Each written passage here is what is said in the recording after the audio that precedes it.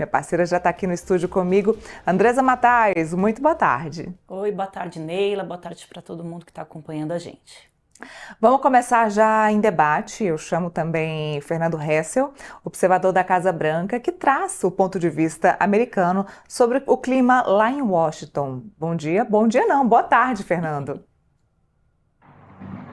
Oi, meninas. Aqui ainda é bom dia, são 11 horas e 5 minutos, mas pode ser boa tarde, boa noite, porque essa audiência aqui, ela cobre o planeta inteiro, né? Olha, pega leve, hoje é só segunda-feira, por favor, não exijam muito de mim, porque eu quero começar a segunda-feira muito bem. Olha, mas eu acho que você tem muito assunto, porque da semana passada para cá, o que mudou nessa história de tarifaço não é brincadeira, Hessel.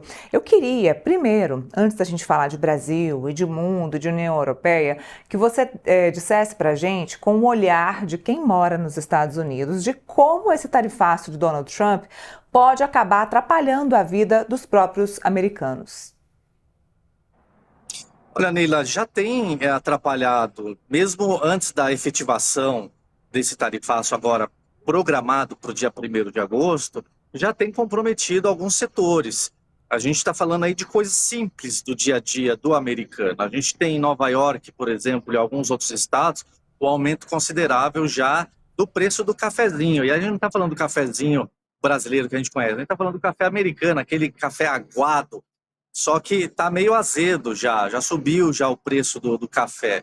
A gente está falando também do suco de laranja, que é uma tradição aqui nos Estados Unidos. O americano acorda de manhã, ou ele toma um café americano, ou ele toma o suco de laranja. Também já subiu já nas prateleiras. Então a gente está falando já de uma antecipação de uma crise que acontece aqui nos Estados Unidos. No Brasil, o problema vai ser realmente a geração de empregos, né, como a gente já tem visto, né, algumas siderúrgicas fechando, mas aqui, na verdade, nos Estados Unidos, a crise vai ser diferente, vai ser atingindo diretamente o consumidor desses dois grandes produtos aí que impactam o dia a dia do americano. Tem uma preocupação com. Aí é a terra das pesquisas, né? Eles fazem pesquisa para tudo. Tem uma preocupação do eleitor norte-americano com esse impacto no cafezinho, no suco de laranja, ou é mais da indústria mesmo por enquanto? Não, já temos pesquisas a última na semana passada já saiu 58% do americano, não é muita coisa, mas já mostra uma tendência de alta do americano reprovando a política tarifária do governo americano. E a gente não está falando especificamente do caso do Brasil, a gente está falando da aplicação dessa tarifa, dessa política tarifária em diversos países. Então 58% do americano ele já reprova. Há de se aguardar um pouquinho, porque a economia ela demora um pouco a reagir. A gente tem, na verdade, um impacto primeiro no suco de laranja e no cafezinho. Mas aí quando a gente começa a partir para o aço, quando a gente começa a partir, por exemplo, na questão da aviação executiva, que, na verdade, diferentemente do que as pessoas acham que o agrobusiness, a commodity é a que impacta os Estados Unidos na relação Brasil e Estados Unidos, o setor aeronáutico é o que lidera essa balança comercial entre os dois países. E aí a gente está falando especificamente da Embraer, que, na verdade, montam os jatos executivos aqui nos Estados Unidos, principalmente ali na costa espacial da Flórida. Então a gente tem ali Melbourne, Titusville, que tem, na verdade, as empresas da Embraer de montagem dos aviões, porque os aviões chegam desmontados de navio. Então, por isso que a grande preocupação é justamente essa. Daí você fala assim, mas de que maneira isso vai impactar o consumidor americano? Por quê? Nós temos a aviação executiva, onde você tem o empresário poderio, nós estamos falando mais de 1.100 aeronaves executivas da Embraer voando nos Estados Unidos. Aí você tem a questão do custo dessa aeronave, que aí vai aumentar, você tem o custo de manutenção, porque as peças vêm do Brasil e vai impactar justamente o empresário, e a gente sabe que dependendo do setor, esse empresário ele vai realmente correr até o Congresso americano e fazer o seu lobby para poder diminuir essa tarifação. Fora a aviação executiva, a gente tem uma questão também da aviação comercial. Então a gente tem empresas como a American Airlines, a gente tem a Delta Airlines que compram aviões comerciais da Embraer. E aí o que acontece? A mesma filosofia da aviação executiva. Você vai aumentar, aí nesse caso os aviões são 100% produzidos no Brasil. Você vai aumentar consideravelmente o preço desse avião, da manutenção, e isso vai ser repassado para alguém. O empresário, os acionistas da Embraer nos Estados Unidos não vão arcar isso, é o passageiro que vai. Então vai ficar uma situação bem difícil para a aviação comercial e vai impactar aí justamente no bilhete aéreo, no preço da passagem aérea para o americano. Então, tem muitas coisas aí que são sensíveis à economia americana que, de certa forma, dependem do Brasil. E tem uma demanda enorme, né, também por aviões, né? Depois da pandemia, as empresas, como ficou parado, né, muito tempo, né? Agora tem uma demanda enorme para compra de aeronaves, né? Então vamos ver se isso também não vai ser impactado aí com essas medidas. E a família Bolsonaro, hein? Você tem encontrado aí algum Bolsonaro perdido? Eles realmente estão muito próximos do Trump ou isso daí é conversa para boi dormir? Olha, para ser sincero com vocês, Andressa, eu nunca encontrei nenhum integrante da família Bolsonaro aqui nos Estados Unidos. Talvez seja porque também a minha agenda é totalmente diferente da deles, e eu também procuro manter um certo distanciamento também para justamente a gente ter realmente um olhar diferenciado, isento dessas movimentações. A gente tem informação de que o Eduardo ele fica baseado no estado do Texas, o Paulo Figueiredo, que é outro também que está militando bastante nessa questão, que fica na região de Weston, que fica próximo de Miami, mas eu nunca tive a oportunidade de acompanhar de perto. Então fica muito prematuro, por exemplo, de eu dizer mais ou menos sobre essa movimentação. O que eu acompanho é realmente aquilo que acontece na mídia, dessa exposição, que a gente tenta entender um pouquinho como que é esse caminho. Agora, numa leitura mais fechada, eles têm uma certa influência, sim, dentro da Casa Branca, isso já está mais do que provado, apesar de eu nunca ter visto o deputado Eduardo Bolsonaro dentro da Casa Branca, né? Às vezes que eu vi algumas fotos, ele tira foto, na verdade, no prédio, na lateral da Casa Branca, que é o Eisenhower, que é onde fica os escritórios do vice-presidente. Eu nunca vi ele circulando por dentro da Casa Branca nesse sentido. Mas a gente sabe que existe uma influência muito grande, né, na periferia da Casa Branca e principalmente do Congresso americano, e aí justamente essas informações acabam chegando até o gabinete do presidente Donald Trump. O Hessel, nós ficamos aqui surpresas. Deve ter uns 10 dias isso, uma semana em que Donald Trump acabou falando bastante sobre Bolsonaro. Isso nos surpreendeu porque antes, na história das relações de presidentes dos Estados Unidos com presidentes do Brasil, a gente não via tanto afinco de um presidente norte-americano para ajudar um presidente brasileiro, seja no que for. E dessa vez a gente vê que é uma estratégia política. A Andresa já falou aqui várias vezes que isso é uma cortina de fumaça do Donald Trump, de colocar toda a culpa em Jair Bolsonaro, né, por esse tarifaço, mas que por trás disso o que o Donald Trump quer mesmo é tirar o Brasil do colo da China, que é o que eu acho que deve acontecer se não houver essa negociação entre Lula e Donald Trump, né? Eu acho que mais que isso, realmente, do enfraquecimento do BRICS, na verdade, a retirada não só do Brasil, mas como dos demais, é preciso a gente analisar com bastante frieza essa questão. Por exemplo, o Donald Trump ele tem essa missão dentro dele de ser uma liderança mundial, de ser uma liderança global e um grande propagandista da extrema-direita, da filosofia, da ideologia dele. E ele encontrou no Brasil um terreno fértil para que ele pudesse consolidar essa liderança. Então ele toma para si o Brasil, né, com todas essas variantes, uma oportunidade para que ele realmente demonstre essa necessidade de expansão dessa ideologia da direita mundial. Então a gente vê, na verdade, friamente essa questão, e quando eu falo friamente, porque é evidente, né? A direita ela vai querer se estabelecer, então taticamente, estrategicamente, o Trump está corretíssimo na forma de ele agir. Agora, se é correto a maneira dele fazer ou não, aí já são outros que, se é ético isso que ele está fazendo, isso é uma outra questão. Mas do ponto de vista estratégico, ele está tentando alcançar o seu objetivo, utilizando o Brasil nesse sentido. Então, eu acho que é mais uma vontade própria de se tornar o líder global, né, levantando essa bandeira ideológica, do que qualquer outra coisa. Só que daí, nessa órbita, vem muitas coisas, né? Vem o interesse econômico, financeiro, E, querendo ou não, Trump, ele é um grande negociador, ele é um empresário. Se ele é um empresário de sucesso ou não, não vem na questão. Mas a gente tem a questão das terras especiais do Brasil, do minério.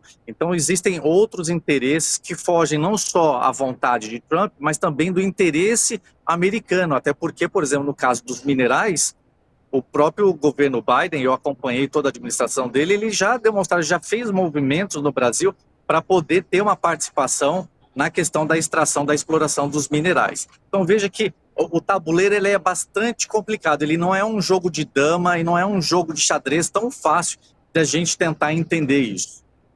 Se você podia só explicar mais para a nossa audiência, né? A gente procura trazer um pouco mais do contexto aqui, para que todo mundo entenda o que está se falando. Essa questão dos minerais, o que os Estados Unidos querem, de que forma eles podem interferir aqui na questão da soberania, entrando por esse caminho aí? Olha, tudo é possível. Dentro do perfil de Donald Trump, tudo é possível acontecer. A gente precisa entender que os Estados Unidos têm um problema de industrialização. Aqui, a América, ela perdeu durante muito tempo, né, esse compasso, ela terceirizou a sua industrialização para os países asiáticos. E o que isso aconteceu? Ela, de certa forma, sem querer ou não, ou visando um certo lucro econômico aí, ela, na verdade, ela transferiu a sua tecnologia para outros países. E a gente está falando de países principalmente ali na Ásia, estamos falando de China, estamos falando de outros lugares ali. E um dos pontos sensíveis são os chips, né? Uma coisa tão simples para o brasileiro, mas, por exemplo, os Estados Unidos dependem desse tipo de tecnologia. E para você produzir esses componentes tecnológicos, você precisa realmente de determinados minerais. E o Brasil, na verdade, o líder em termos de potencial de exploração desse tipo de material. Então, para que quem está nos assistindo agora no Metrópolis tem que entender que há um interesse nos minerais, não pelo seu valor de mercado, mas pelo seu potencial de poder incrementar a tecnologia dos Estados Unidos. Então, o que o Trump está fazendo?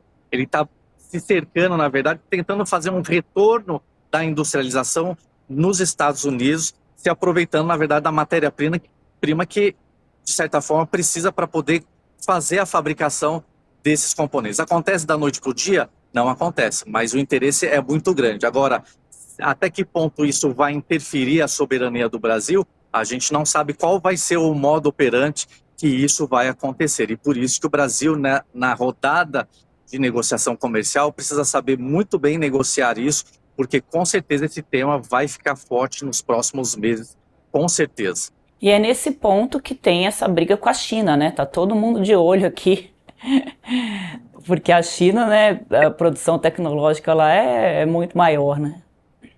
Exatamente, e o interesse não é só pelo Brasil, né? A gente tem o interesse da Ucrânia, onde que a discussão, aquela baixaria que aconteceu no Salão Oval, e foi muito em detrimento a isso. Donald Trump queria, na verdade, uma participação ali da produção de minério, que a Ucrânia também é outro país player desse segmento da mineração. Agora, Hessel, nós temos o chanceler Mauro Vieira nos Estados Unidos e também temos uma comitiva de senadores que foram, de uma forma ou de outra, tentar ajudar a encontrar um canal nessa negociação aí que não está acontecendo entre Brasil e Estados Unidos. Você acha que seria possível que eles consigam algum tipo de conversa com ou parlamentares norte-americanos ou até mesmo com o secretário Marco Rubio, ou que essa viagem de ambos, tanto dos senadores quanto do chanceler, não vai ter muito sentido nessa história do tarifaço? Neila, incrivelmente a gente acredita, nós analistas acreditamos que a comitiva brasileira não vai conseguir qualquer contato com o governo americano. Isso é algo inexplicável, não tem certa lógica, ou seja, não tem nenhuma lógica não receber, né, autoridades brasileiras para conversar, e tudo indica realmente que o Donald Trump trouxe para si essa discussão, terceirizando ela para a família Bolsonaro. Agora, por isso que o senador Marcos Pontes estava até de bermuda, né? Não vai ter audiência nenhuma aí. É que o calor está muito forte aqui nos Estados Unidos, e É, como o Marcos Pontes já conhece bastante a realidade americana, então talvez ele tenha colocado ali no fim de semana uma bermuda. Um pouco deselegante, né, para um senador e ainda aparecer publicamente dessa maneira, mas é. enfim, né, Era, ô, ele produção, se deve puder estar botar a sabendo que imagem, porque todo mundo tem que ver, assim. Se você não não viu ainda, é algo realmente um Casual Friday que ele resolveu usar. é, uma coisa sou eu entrar na Casa Branca e também usar um pouco de bermuda nos fins de semana lá, né? Outra coisa é você ter uma autoridade brasileira fazendo isso. Mas é certo que essa comitiva vai ser recebida, assim, pelo Democratas lá no Congresso americano. O Democratas tem se movimentado fortemente, no entanto, já saiu, inclusive, um memorando, né? Uma nota à imprensa dos democratas, dos congressistas, né? Sendo contra veementemente, especificamente do tarifário brasileiro, até porque, como nós começamos aqui a nossa entrevista, o setor de laranja, o setor de café, já fez um lobby junto ao Congresso americano, já pedindo alguma providência para aliviar um pouquinho essa tarifação de 50%, que, volto a lembrar, essa é uma tarifação inicial de 50%. Existem outras questões que podem fazer a alavancagem do tarifário ao Brasil, não no sentido político do Brasil, mas em detrimento ao apoio do Brasil à Rússia, e aí existe realmente, por esses dias, deve ser aprovada aí uma lei de tarifação de 500% aos países que ajudam a Rússia de alguma forma, ou seja, uma tentativa de Uau. sufocar a guerra entre Rússia e Ucrânia, e o Brasil, como faz parte do BRIC, pode ser atingido também por essa tarifação dos 500%, fora aquela investigação que tem aí da 25 de março, da Amazônia, que estão sendo feitas. Então, imagina que monstro deve virar essa tarifação para o Brasil. Incrível, né? E a gente achava que a dificuldade, inclusive houve comentários sobre isso, de que a dificuldade de negociação seria não só do Brasil, mas também de outros países. Mas ontem saiu o acordo com a União Europeia e Donald Trump sentaram, né? A gente viu imagens da Ursula von der Leyen junto lá com o presidente Lula fechando esse acordo que a União Europeia também teve que ceder bastante, né? Vai ter que comprar armamento dos Estados Unidos, então não foi um acordo assim tão simples para baixar as tarifas, mas acabaram conseguindo, né? Exatamente. Esse é o grande objetivo, né, da estratégia do Donald Trump, né, sempre colocar uma tarifa maior e baixar.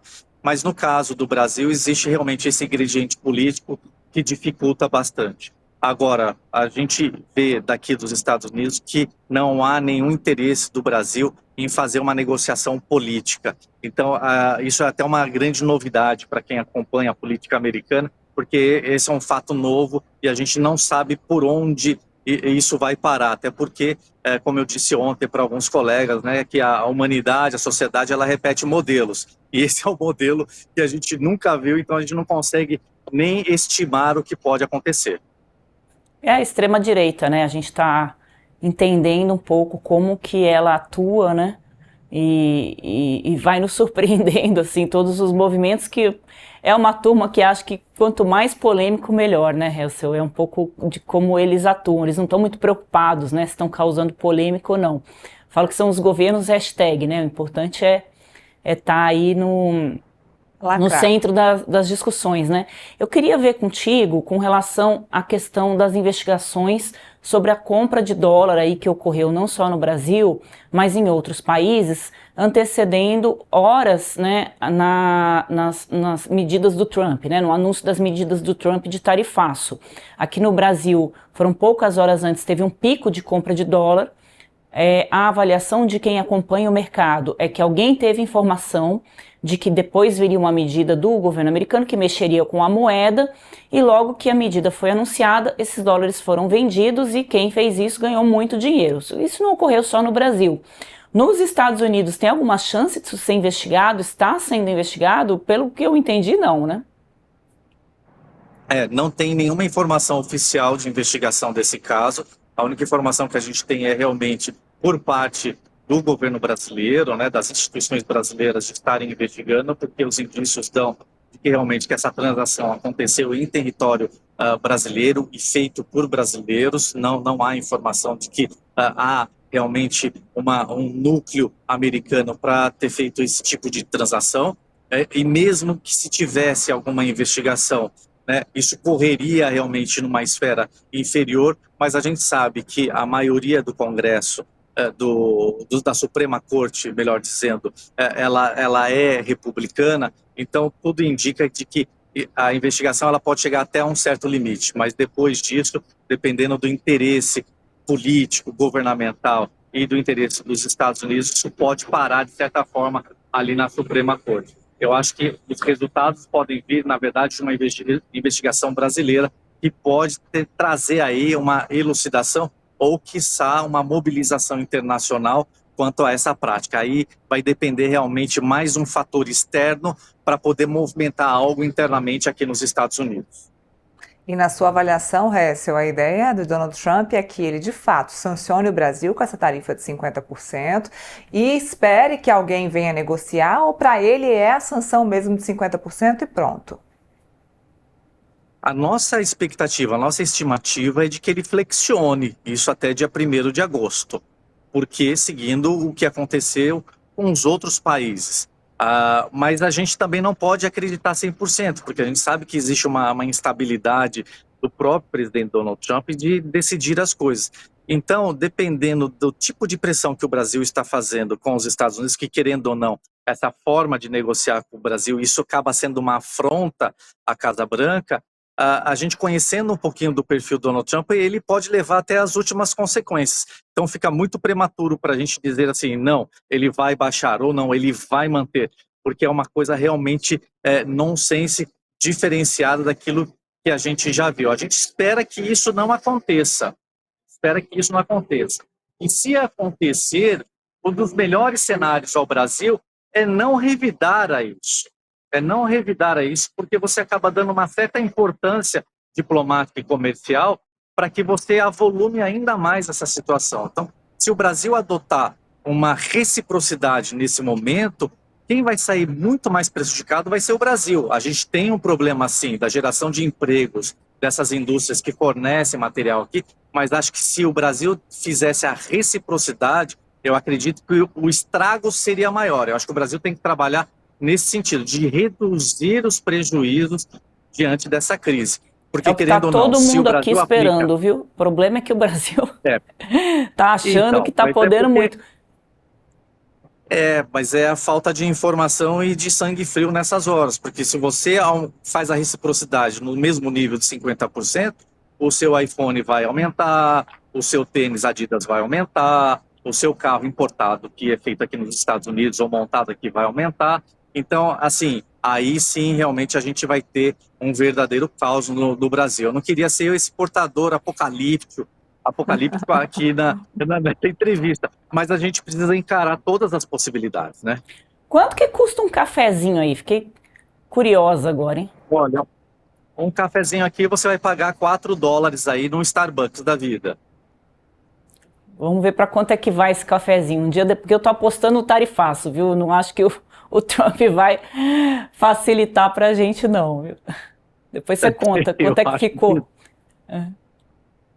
Eu vou ter que economizar mesmo no meu cafezinho, vou ter que comprar o pó e fazer o cafezinho em casa antes de trabalhar, viu? E o real tá tão desvalorizado, né, que frente ao dólar e as outras moedas do mundo, que você vê que até para quem é brasileiro tomar um cafezinho aí, fica uns R$24, quase R$30 um cafezinho se a gente for colocar imposto, né? Então realmente tá pior do que tomar café em aeroporto aqui no Brasil.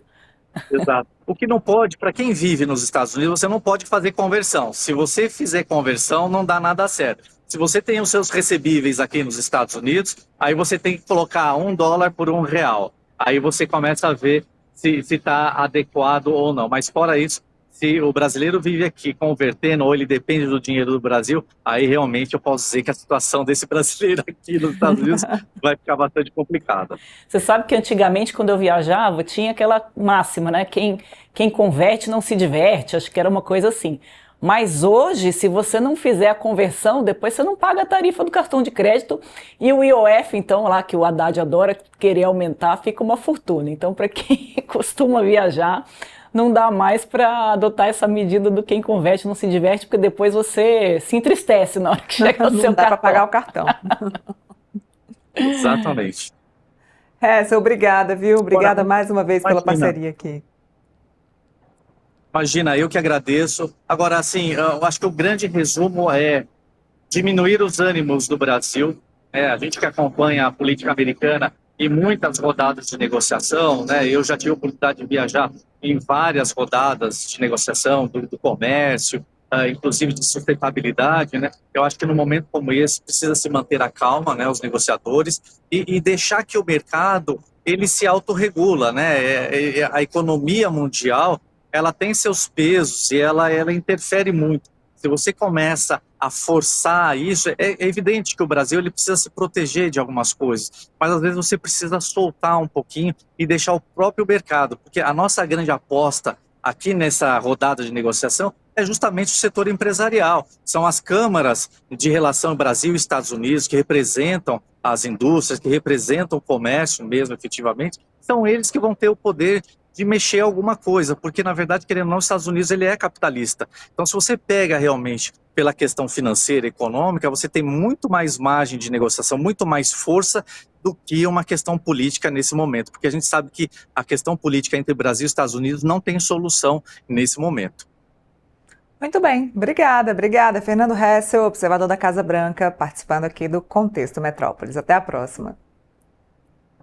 Eu que agradeço. Vocês judiaram muito de mim hoje, viu? Vamos pegar mais leve da próxima. Vai piorar essa semana, hein? Volta todo dia. Tchau, tchau.